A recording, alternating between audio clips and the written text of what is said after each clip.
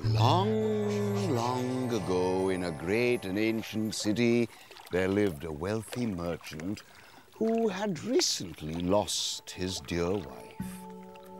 Sad as he was grateful he still had his little daughter.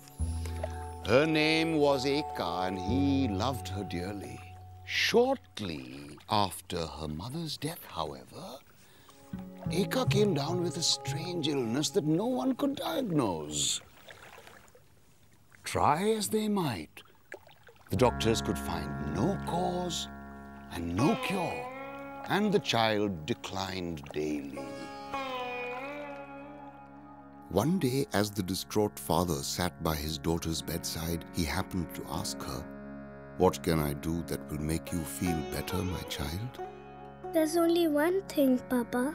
Every night, Mama used to sing me a song about the moon. Get me the moon, Papa, and I will feel better.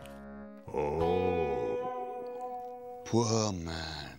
His daughter wanted the moon. How could he grant his daughter's wish?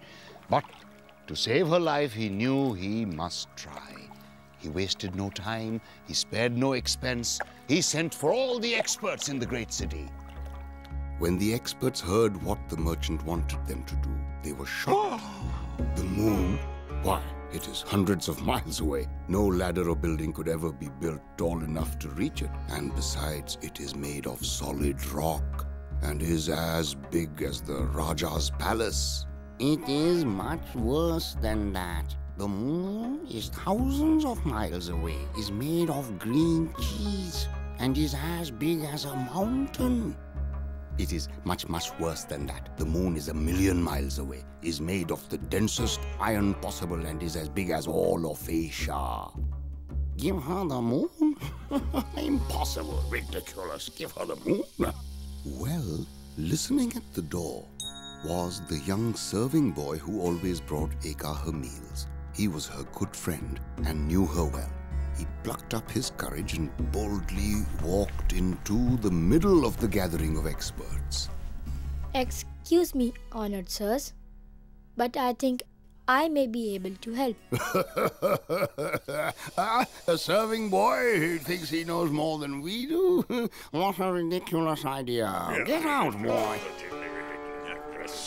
But the merchant silenced them and said, "Let him try. None of you are helping." So that night, when the boy brought Eka her dinner, the father and the experts all followed along and watched secretly from the hallway. Eka, I heard your father say that you needed the moon to make you better.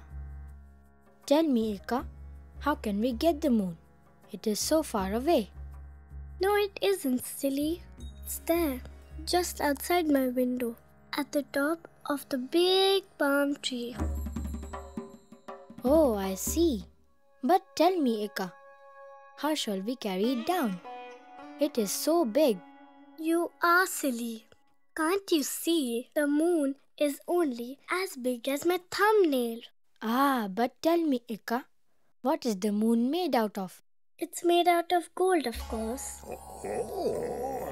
So, as you can imagine, the very next night there was a little gold moon around Eka's neck. She began to feel better instantly. But the experts all shook their fingers in warning. Clever idea, they said. But how will you explain it to her when the moon comes up tonight?